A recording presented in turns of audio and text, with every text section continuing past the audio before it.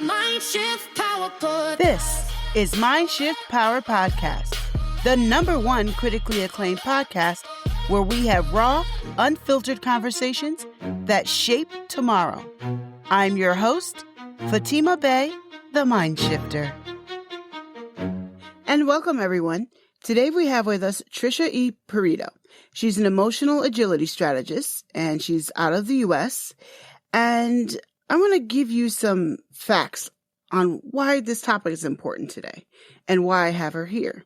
So approximately 28.8 million Americans, or 9% of the population, will have an eating disorder in their lifetime.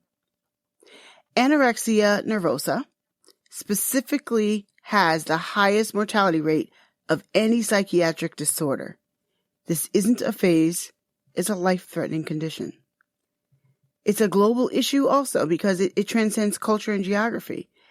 Studies show rapidly increasing rates for anorexia in Asia, especially in Japan, Hong Kong, and Singapore, and in the Middle East, the UAE, United Arab Emirates, and Iran, and even in Latin America. So the idea that this is a Western disease is dangerous and really outdated myth. So I have our guest here today. I have Tricia here today for a particular reason. How are you doing today, Tricia? I'm doing wonderful today. Thanks so much for asking. And I'm very honored to be here. I'm happy to have you on. Let me ask you this. How do you relate to this topic? Why did I have you on here today?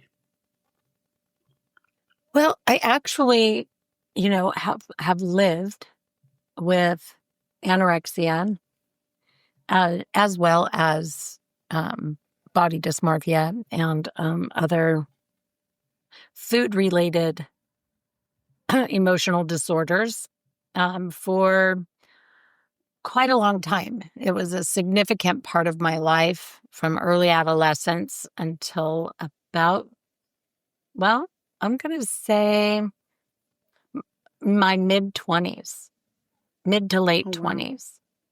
And quite honestly, it's something that, although not active in my life, is still something that, is part of my life.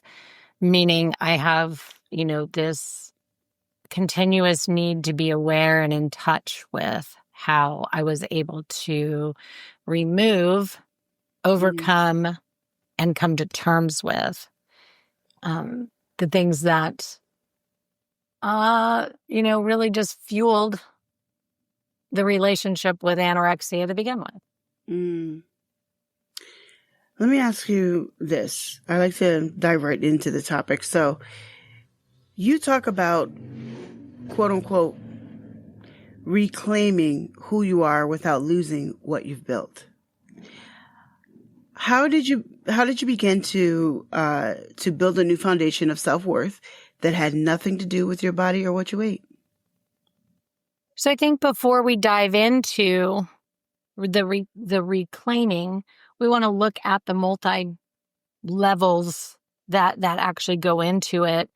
And that, for me, as a young athlete, I was a child athlete, staying lean, low body fat, physically fit, was super important, but also as a swimmer, right? Like you're walking around in a bathing suit and so, right? Like people are looking at your physical body. Right. And so, it was something that was important, but also, family input and, hearing stories of other people in the family who were super petite and had tiny little 19-inch waists, and how that was viewed as something as being beautiful. That played a part. And then, there were other things that happened along, in my life that added other complexities to it. And, if I'm being real raw and honest, there was, I endured numerous sexual assaults in my childhood and adolescence, and even early in my young adulthood, that played a part. And so, I really just developed this relationship where it was, from an athlete standpoint, it was always amazing to people that I could put away so many pancakes yet stay super thin. Although what they didn't see was, how I restricted when I was away from a social space to make up that difference. And, then there was, I would be unlovable if I didn't stay the same size and shape as I was there. So as I was growing and, my body was changing, I felt as though I needed to stay in some space where somebody told me I was beautiful. And then, there were all of the adorations for being so skinny and so thin and perfect and all of those things all played a part, and it was all outside noise. It was all other people's views and opinions. It was all other people's things. And I, just really developed, kind of a weird relationship with how I saw food. So things, different things visually would gross me out. Whether it was a vein in the chicken or, whatever. And so, the whole thing was very, it was almost incognito, if you will.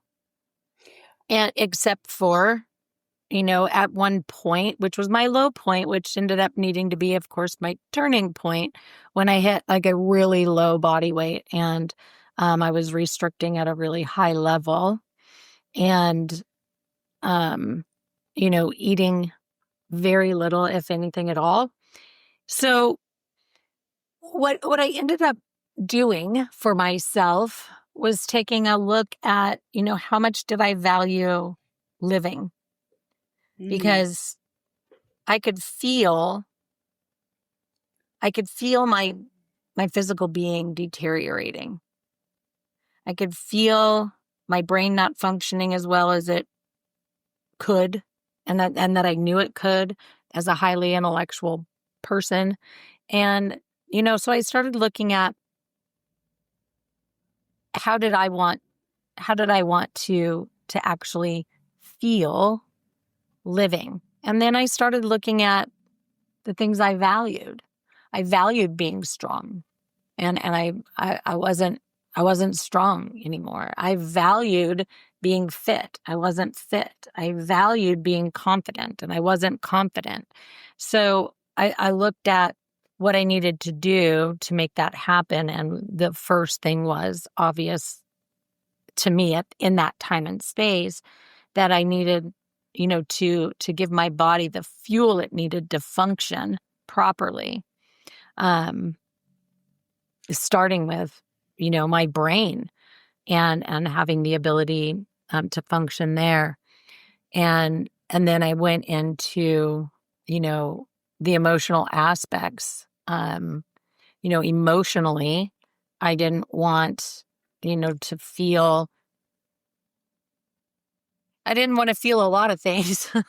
I didn't want to feel ashamed, and I didn't want to feel like I had to hide. I didn't want to feel like I wasn't, living up to my full potential. I wanted to feel okay being me. And so I started looking at, well, okay, what is that? What does being me mean? And, what did I value? And what, my beliefs between right and wrong. And I just really started honoring myself and focusing on what was important to me. So again, I keep leaning into this, but, that intellectual space, that cognitive ability, I think really is something that people don't associate when it comes to an eating disorder.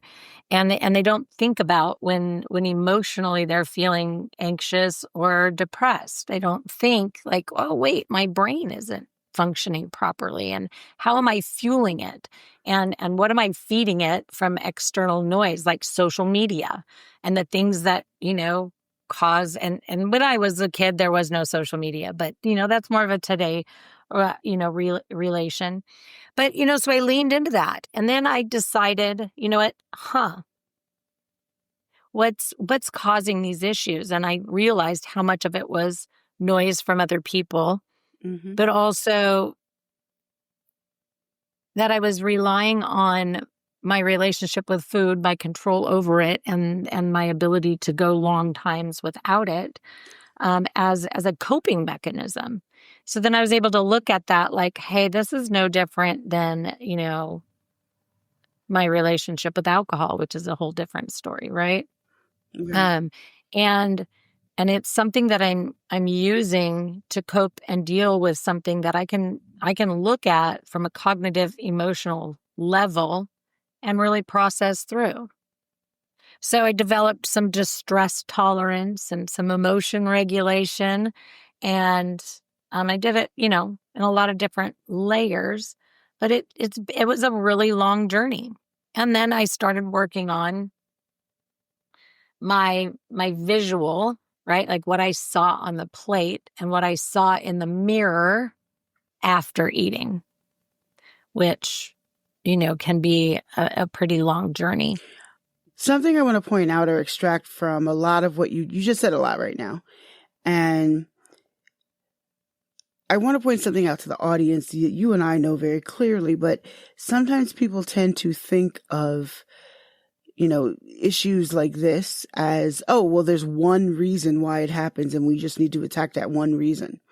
And you just clearly demonstrated it was a multiplicity of reasons or factors, I would say, because there's really one main reason, but factors that led to that being what you went to, to anorexia being what you went to try to control.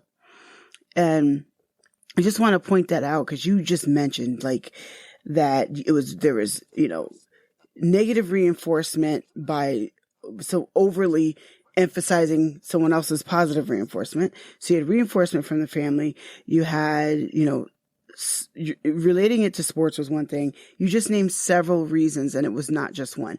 So to the audience listening, I want you to remember this. When you see people have issues, and the issue we're talking about is anorexia today and body dysmorphia, which does come in many forms. Anorexia is just one of them. Always keep in mind, it's never, ever, ever, ever, never, never, never, never, ever, just one reason or one reason only, or just one thing changes and everything changes. That is never true, correct? In my experience and the many years that I've been on the journey, whether it's personal or professional, is absolutely, it's not connected to just one thing. That would be wonderful if we could say that it was, Right. but no. And depending upon, it's one of the reasons, I unfolded my program to begin with was I found some things, some standardized things to be quite singularly focused, if you will. Mm-hmm. And I think it's important to allow all the layers to breathe. That is a good way to word it. Yeah, you're right. So speaking of the things that you had to dismantle in your mind, what's the single most important belief that you had to dismantle or take apart or undo, the core lie, if you will, of this disorder? What new belief did you install in its place? Well, I'm going to go with, and it's kind of a broad answer, again, because it's very complex. But if I was to lean into the one thing that I decided was that I'm good just the way I am. Mm. And in that, right, I got to decide that, this is my life too. It gets to look, feel, be however I want it to. I get to choose.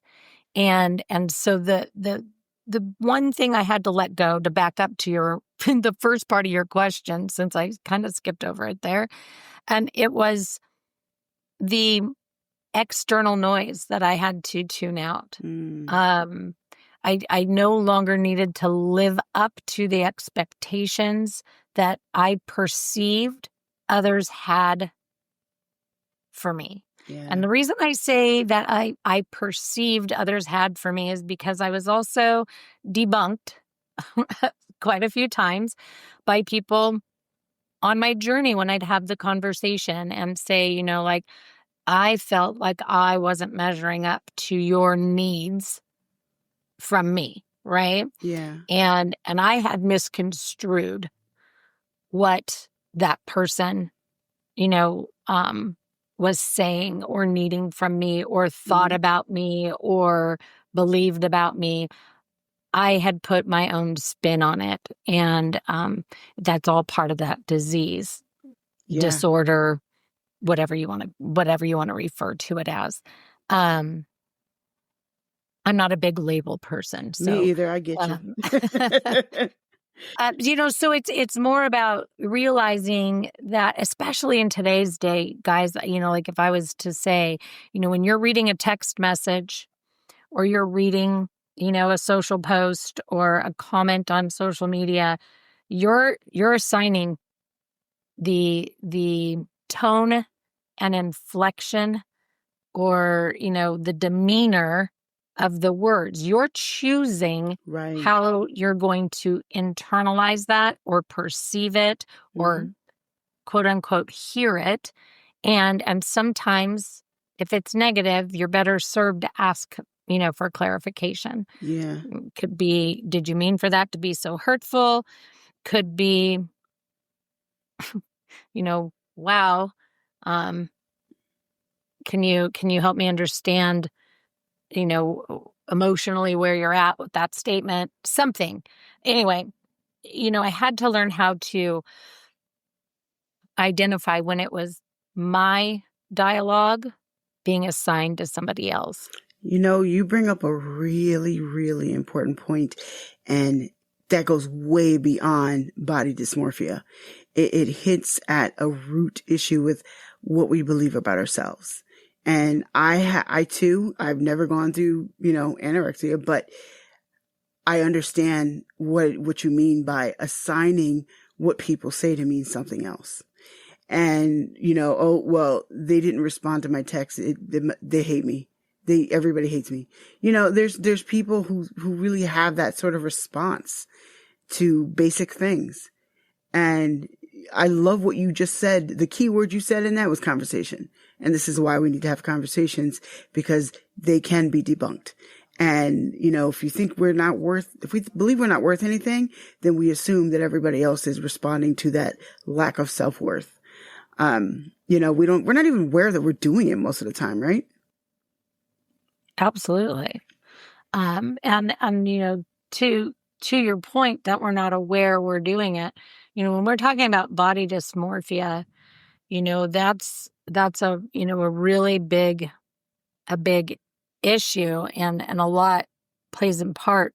You know, it highlights for us the tricks that our brains can play on us, because, you know, it's more that translation between our eyes and our brain that distorts the reflection. And so the, you know, the brain is, you know, creating that dialogue, if you will, of what that reflection is and looks like. And I'm not trying to, you know, oversimplify a really big issue, because I mean, it's one thing that, you know, I have to be aware of. And so I had to change my relationship with the mirror. I don't spend very much time in front of it. And, you know, I have very specific things, right? Like, I don't turn sideways, because if I turned sideways, I know I'm going to focus on X, Y, or Z, you know, my lower abdomen or, you know, whatever it is. And so I have little ways that I've, you know, conditioned my relationship with the mirror, I don't get real close. I don't spend a lot of time there. I put my makeup on and get out. I don't I don't use one of those close-up mirrors. Just different things. So when we're looking at how we see ourselves, we want to do what we need to do to feel good about ourselves. So we have to learn how to, I don't know, not be married to the sizes that somebody else has created, right? Like some designer somewhere decided what a 00 was. Ugh. And some I don't know, I'm just going to say this, right? Like some man somewhere decided what was curvy and Yep. what was waisty. I don't know, right? Like we don't have to buy into somebody else's definition of anything. Nope. And so long as we're healthy and doing things in a good way for ourselves, cognitively, emotionally, physically, then we're good. So when so much of your view of yourself was wrapped up in this disorder at the time, and you were able to transition out of it, but was there a fear of the unknown, a fear of what's next if you let this go? So much fear. Mm. So much fear. And I had to really work on, if you rewind, go back, right? Like I had to decide how much I loved living, right? So that fear was, I don't know what to expect when I let go of this. What I do know, what I had to decide, and this is important that you guys hear this, is that I knew that it was going to be big and scary to let go of my control needs around food. And because what that control need around food meant is that I wanted to control things that were unnatural, right? Like it was unnatural for me to want to control my body to remain a size that perhaps, as I grew out of adolescence into young adulthood, needed to change. and I needed to control not moving into some adult body figure. And I needed to control what other people saw me as. And so when I realized that those control needs, if I let those go, all I had to do was control how I saw myself, how I thought about myself, how I felt about myself, and emotionally could care for myself. It allowed me to say, I can face this big, scary thing because I know that I'm going to get to live longer. If I stay in this state of control need, but using that coping mechanism of an eating disorder, I already know because I could feel it, right? Like I could feel my physical body deteriorating. I knew that things weren't functioning right. I wasn't well. Physically, I wasn't well emotionally, and I wasn't well intellectually, cognitively in my brain. So I knew I had two choices, and it was really deteriorate a long, slow, hard, right, direction towards my demise, or go forward and live and figure out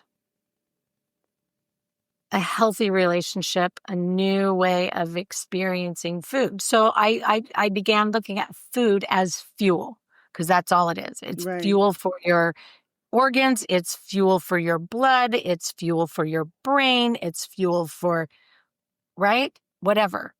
So, and a lot of the work that we do is we take a look at that, because you wouldn't put sugar in your gas tank. You're not going to put paint in your windshield wipers. You're not going to, put bacon fat in your coolant system of your car. Not if you want it to keep running. Right. So, I really just started looking at what I put in and becoming very, very interested in the things that went in that allowed me to perform at my highest level. And I became just in love with that process. And I became in love with the process of figuring out my physical body, or what I refer to as loving my physical body. What I'm extracting from what you just said is you made a choice. It wasn't about a feeling. It was about a choice. You made a choice to choose to change your perspective. And it was a conscious choice. It was effort. It took discipline to do that as well. But it started with a choice. And then you trained yourself to think differently. Am I accurate in saying that? 100%. And I love that you brought that out, because I think something that people don't realize is we choose how we experience living. Yes, we do. We absolutely do. And I'm really glad that you made the choice to come out of it, and that you're not just another sad news story that we hear about on the news later. You chose to come out of it, and now you are well, I didn't know you back then, but I'm assuming a completely different person. You're one that helps people now, and you've made it your career to help other people. And I think that that's admirable, and we need more people like you that do that, who can also be honest. And, it's not, I don't think stuff like this is easy to talk about when you've been through it. I think it's easy to be the receiver of the conversation or be a part of the conversation, but I don't think it's easy to talk about when it's been your lived experience. So, and I know this is not your first time talking about it, but I still know that it's just, when it's your experience, it's not easy. So I thank you for giving us the chance to listen to your perspective and your experience. And I hope that this message I hope that this episode really gets out there and reaches the young Tricia today, the one who is where you were. So with that, I want to ask you this. One last question. What advice do you have for the youth today who are where you were? I say focus on yourself, right? Or live for yourself first, and do so without feeling guilty, selfish, punished, or restricted. Right. And what I mean by that is turn off all the noise, turn off all the external noise, and ask yourself, how do I want to experience living? And focus on that. How do I want to see myself living? And focus on that. Yes, I couldn't agree more.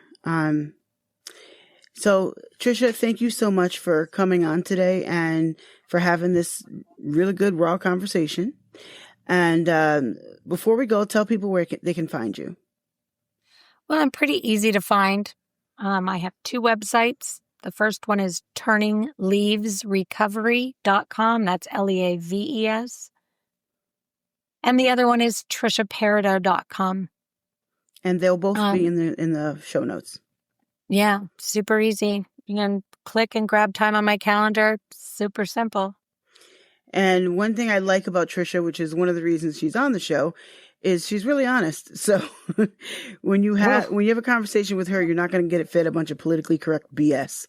You're just going to have a real honest conversation. And I like that. So once again, Thank you, Tricia, for coming on. Thank you. And now for a mind-shifting moment. I want to point out something that Tricia touched on in today's episode.